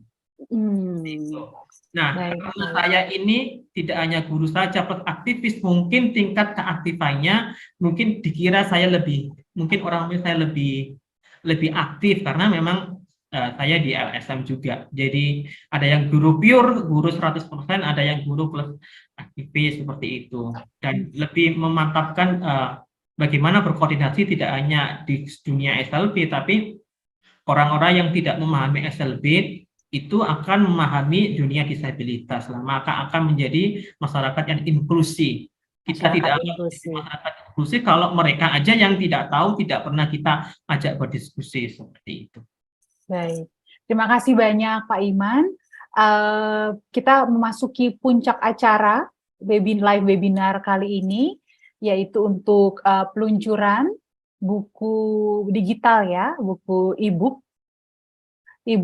mengenai pendidikan kesehatan reproduksi dan seksualitas untuk peserta didik dengan hambatan pendengaran dan hambatan penglihatan.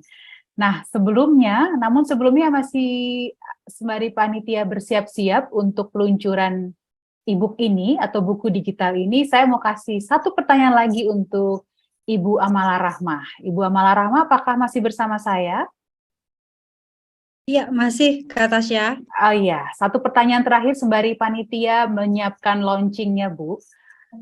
Pertanyaannya adalah, apakah dalam intervensi terkait program PKRS ini, Rutgers maupun kementerian sudah menyentuh peranan orang tua dan keluarga, terlebih pandangan tabu terhadap pembahasan PKRS oleh budaya kita di Indonesia, sehingga terkadang sering mendapat penolakan oleh orang tua atau keluarga. Wah, ini jawabannya kayak panjang, jadi pas untuk panitia mempersiapkan launching. Silakan Bu Amala.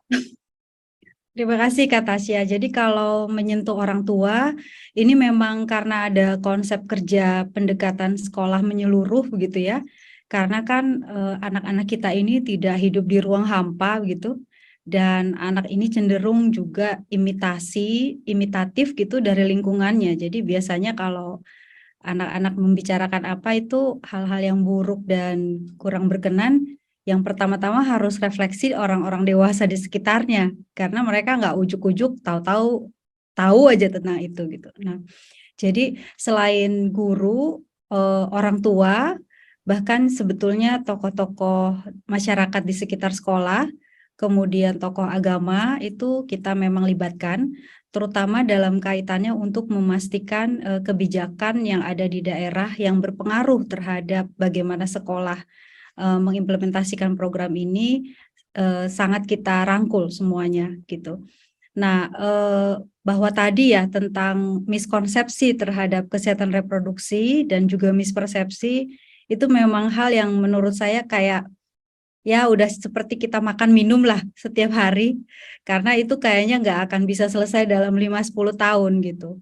Nah ini di sini memang kita nggak boleh patah semangat, terutama pada guru-guru dan para implementer program, karena itu kita anggap aja memang itu ya memang kesehariannya akan bertemu dengan orang-orang atau kelompok yang selalu mispersepsi dan miskonsepsi terhadap PKRS.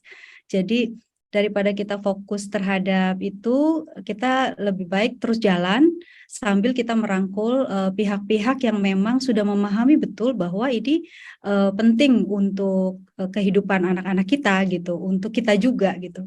Seperti itu, kayak kita senang bertemu dengan Ibu mungkin sedang di mall hari ini. Ini memang akan ada banyak orang tua seperti ini yang mudah-mudahan saling kalau bahasa dulu tuh ketuk tular gitu ya, menularkan kepada yang lain dan kemudian menceritakan bahwa ya memang ini bagian dari keterampilan hidup yang anak-anak harus miliki gitu. Sama halnya dengan bisa makan sendiri, bisa minum sendiri, bisa berpakaian sendiri gitu. Yang ini termasuk bisa memproteksi dirinya sendiri. Karena kita kalau orang tua kan nggak bisa 24 jam mengawasi anak. Jadi kalau kita nggak bekali mereka dengan keterampilan ini, itu artinya kita juga bertanggung jawab terhadap keamanan mereka kelak begitu. Kira-kira itu Kak Tasya. Baik, terima kasih Bu Amala. Nah, Bapak Ibu sekalian, ini kita akan menyaksikan sebuah tayangan video mengenai launching buku Pendidikan Kesehatan Reproduksi dan Seksualitas untuk peserta didik dengan hambatan pendengaran dan penglihatan. Kita saksikan bersama.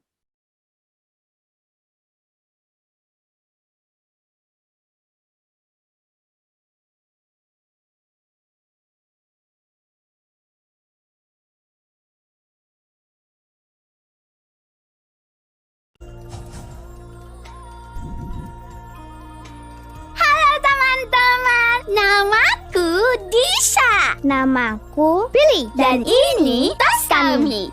Aku bisa melawat tubuhku sendiri. Kak Billy, kita main sambil belajar yuk. Boleh. Ayo, Disha. Teman-teman, ikut tidak? Asik, teman-teman mau. Oke, kita akan pakai tas belajar. Tas belajar, tolong keluarkan sesuatu. Wah, ini apa ya? Ini gambar laki-laki, Disha, seperti aku. Teman-teman, apakah ini gambar laki-laki? Benar. Biar lebih jelas, aku akan tanya ke ayah. Ayah, lihat. Ini gambar laki-laki kan? Benar, itu gambar laki-laki. Dan Billy adalah laki-laki juga. Tapi kok bagian tubuhnya agak berbeda dengan Billy? Itu karena tubuh dan alat reproduksi laki-laki akan mengalami perubahan saat mengalami pubertas. Apa itu alat reproduksi ya? Baiklah, akan ayah jelaskan. Oke ayah, teman-teman juga dengarkan ya. Oke, alat reproduksi laki-laki disebut penis. Coba ulangi, apa namanya? Bagus, namanya penis. Fungsi penis adalah 1. Buang air kecil. 2. Mengeluarkan cairan sperma. 3. Sebagai organ reproduksi saat sudah menikah. Billy dan teman-teman sudah mengerti kan? Hebat! Nah, menurut Billy, tubuh kamu penting tidak? Penting sekali ya. Maka dari itu, kita semua harus merawat tubuh agar selalu bersih dan sehat. Bagaimana caranya? Billy mau tahu? Mau! Oke, ayah akan menjelaskan tentang cara menjaga kebersihan tubuh dan alat reproduksi. Inilah 6 cara menjaga kebersihan tubuh dan alat reproduksi. 1. Mandi teratur 2 kali sehari, pagi dan sore. 2. Mengganti celana dalam ketika kotor dan setiap hari. 3. Mengganti baju ketika berkeringat. 4. Selesai mandi, menggunakan deodoran. 5. Menggunakan handuk milik sendiri. 6. Membersihkan alat kelamin setelah buang air kecil dan buang air besar. Membersihkannya dari arah depan ke belakang ya. Karena kesehatan tubuh dan alat reproduksi itu penting, maka kita harus menjaga kebersihannya. Betul kan, Billy? Betul. Billy dan teman-teman akan rajin melawat kebersihan tubuh dan alat reproduksi. Hebat! Karena merawat kebersihan diri itu penting, kita juga harus menjaga kebersihan di sekitar kita. Kalau begitu, ayo kita menyapu halaman. Boleh, ayo kita menyapu halaman. Sentuhan boleh. Aduh, sakit. Ada apa, Kak? Kenapa kesakitan? Ini sapumu mengenaiku. Ini bagian yang tak boleh disentuh, tahu? Maaf, Kak. Aku tidak sengaja. Kak Billy tahu dari mana itu tidak?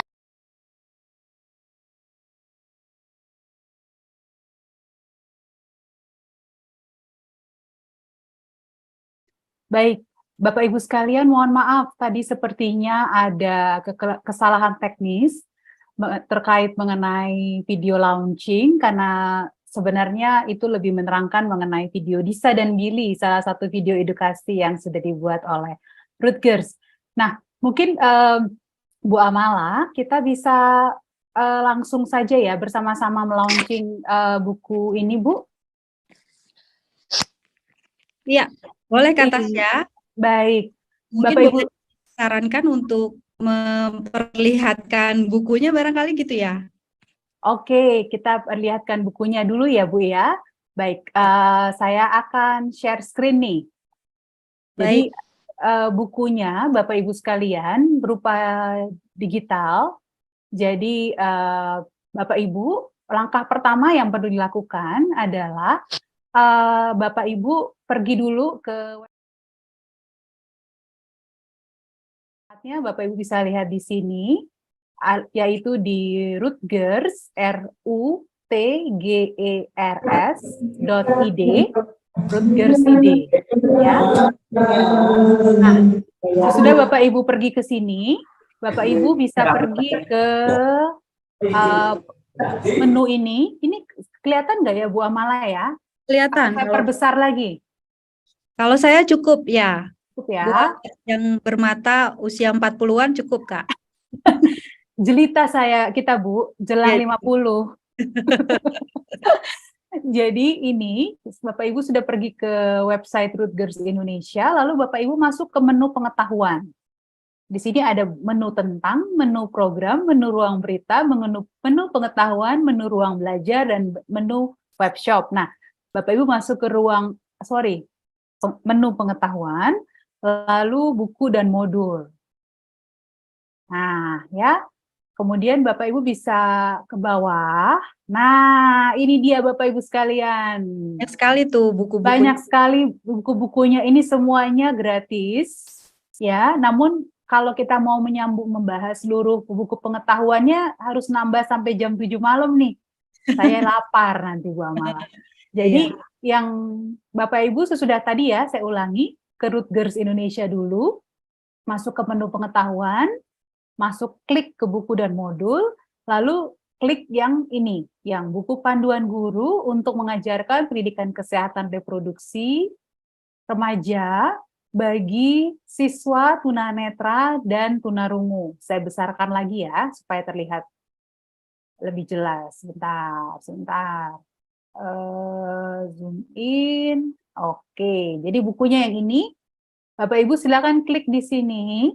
Nah, ini kelihatan ini. Lalu berikutnya langkahnya gimana nih Bu Amala nih? Ini kita sudah masuk ke laman bukunya. Ya. Ada keterangan singkat. Iya, bisa diunduh formulirnya Kak Tasya. Coba diklik. Nanti Bapak Ibu tinggal mengisi di dalam formulir itu. Ya, jadi formulirnya ini sudah saya unduh, lalu kemudian saya buka formulirnya ya Bu. Jadi saya cek di folder download gitu Bu. Betul, ya. Oke. Diisi. Bentar. Ini memang saya buka saja dulu formnya dalam bentuk Word berarti Bu ya. Ya, betul. Nah, nanti tinggal isi di sana. Bapak Ibu, lalu kemudian dikirimkan ke alamat email. Coba di bawah ada di situ tertera.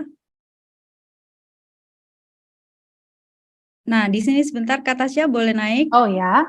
Nah, ini boleh pilih mau hard copy atau soft copy. Tuh, Oh ini ya. Ya. Mau yang hard copy atau soft copy. Kalau hard copy boleh juga mengirimkan tentunya alamat ya, biar nanti bisa dikirimkan langsung. Nah, kalau mau yang soft copy boleh diturunkan lagi ke bawah. Di situ ada nanti email yang bisa mengirimkan formulir ini ke info@rutgers.id. Tuh itu di kop suratnya. Ternyata ada di sini ya, di bawah ini Bu ya. Ya, itu dia. Jadi formulirnya tadi sudah diisi, lalu kirimkan ke info@rutgers.id. Nanti setelah kami menerima ini langsung kita kirimkan. Mau kalau hard copy sudah menerapkan alamat akan dikirimkan langsung. Tapi kalau maunya soft copy harus menerapkan emailnya, lalu nanti kita akan kirimkan melalui email. Mau dua-duanya juga boleh gitu. Jadi yang mana saja silahkan. Baik. Nanti untuk pertanyaan teknis lebih lanjut, itu juga bisa email ke sini Ibu ya? Betul, ke info@rutgers.id. Oke, mengenai tadi keterangan cara pengunduhannya. Ya. Baik, terima kasih Ibu Amala. Nah, kalau saya sedikit nih, boleh mengulik lagi nih Bu, mengenai, tadi Ibu minta bukunya dibuka ya Bu ya? Tapi nggak apa-apa kalau sulit. Iya, jadi kalau Ibu boleh cerita ini sejarah singkatnya gimana sih Bu? Ya, singkat saja ya karena sudah mau tutup. Iya. Jadi memang buku ini sebetulnya diproduksi tahun-tahun 2000-an ya. Kami waktu itu punya 2 buku untuk yang hambatan penglihatan dan hambatan pendengaran. Jadi berbeda. Tapi kemudian buku tersebut direvisi berdasarkan pada pengalaman Rutgers yang sudah lebih dari 1 dekade itu. Dulunya kita pakai huruf Braille, tapi kemudian dalam hal sustainability-nya berat karena harganya mahal sekali kata Tasya. Jadi kalau tahun-tahun 97-an itu kan mungkin video dan sebagainya belum terlalu familiar. Sekarang kan mudah sekali untuk memasukkannya sebagai media belajar. Jadi sekarang beberapa huruf Braille itu kita ubah menjadi dalam bentuk audio begitu ya. Nah, itu kemudian diperbaharui pada tahun lalu 2021 dan ini penulisnya sebetulnya adalah 8 guru SLB yang juga sudah punya pengalaman mengajar dan belajar bersama anak-anak ini gitu. Jadi bukan Rutgers sendiri saja tapi juga bersama dengan guru-guru. Baik, menarik sekali nih Bu. Bu, ini saya sudah bisa membuka nih. Mungkin ini detik-detik terakhir ya, sebelum penutupan. Baik. Iya, saya akan share screen supaya Bapak Ibu peserta juga bisa lihat seperti apa sih tampilan dalamnya kalau ini versi soft copy. Ya, jadi ini tampilan dalamnya seperti ini, Bu. Kalau saya buka PDF-nya. Oh, ini tim penyusunnya ini, Bu ya, nama-namanya ya? Betul, ini dia beliau ini. Oh, luar biasa. Mungkin nanti pada edisi revisi kita bisa tambah nama-nama yang lain, Bu ya? Tentunya, ya. Seperti boleh. Pak Iman mungkin. Langsung ditodong di sini. Baik. Nah, ini apa aja sih, Bu, topik-topik yang dibahas di buku ini? Secara umum aja, Bu, secara garis besar. Secara umum memang ini baru menghadapi pubertas ya, kebanyakan. Ada beberapa bab, jadi mulai dari memahami dirinya sendiri, tubuhnya bagaimana, kemudian beranjak kepada di luar dirinya, orang terdekat dengan mereka, kemudian mungkin dengan teman, bagaimana berperilaku sebagai sahabat, kemudian bagaimana kalau ada ya di dalam arus pergaulan pacar-pacaran begitu ya, bagaimana yang sebetulnya harus dilakukan oleh anak-anak kita dan juga orang tua. Kemudian bab yang lain berikutnya adalah tentang bagaimana tumbuh sebagai perempuan dan laki-laki, bagaimana stigma dan diskriminasi itu juga mempengaruhi anak-anak, teman-teman kita ini untuk bertumbuh begitu. Lalu juga akan bicara tentang seksualitas cinta, dan tanggung jawab, karena ini ketiga hal ini tidak bisa terlepas. Kalau kita ambil satunya itu nggak utuh gitu. Jadi harus ada rasa tanggung jawab, harus ada cinta, dan juga ketika kita membahas seksualitas maksudnya. Lalu kemudian bicara tentang kehamilan, pencegahan kehamilan, dan juga bicara siklus menstruasi, fase-fasenya, dan yang lain adalah tentang perilaku berisiko seperti nafsa, merokok, IMS, dan HIV/AIDS, juga memahami tentang batasan dan persetujuan, lalu memahami tentang kekerasan dalam level yang lebih sederhana begitu ya. Jadi nggak ada yang namanya demi kata cinta lalu boleh menyakiti, itu nggak boleh. Ini kayaknya ada lagu zaman tahun 70-an ya Kak Tasya, kalau masih ingat. Lalu kemudian kekerasan di ranah online yang sekarang banyak sekali ditemui oleh anak-anak kita. Ya, betul. Kemudian kita membantu bagaimana anak-anak ini memiliki impian dan rencana untuk masa depan mereka. Jadi ini memang buku yang dipakai oleh guru, bisa juga oleh orang tua, untuk mengiringi anak-anak kita tumbuh gitu ya, dan menghadapi masa pubertasnya dengan bahagia, dengan rasa percaya diri dan menerima dirinya seperti apa adanya, tetapi juga menggali potensi yang mereka miliki. Begitu kira-kira isinya, Kak Tasya. Baik, terima kasih banyak Ibu Amala. Terima kasih kepada Bapak Ibu narasumber yang sudah meluangkan waktu untuk hadir menjadi pembahas dalam live webinar kali ini. Dan dengan ini, tepat pukul 16 waktu Indonesia Barat, saya sudahi acara live webinar ini. Tetap semangat, tetap sehat, dan salam inklusif.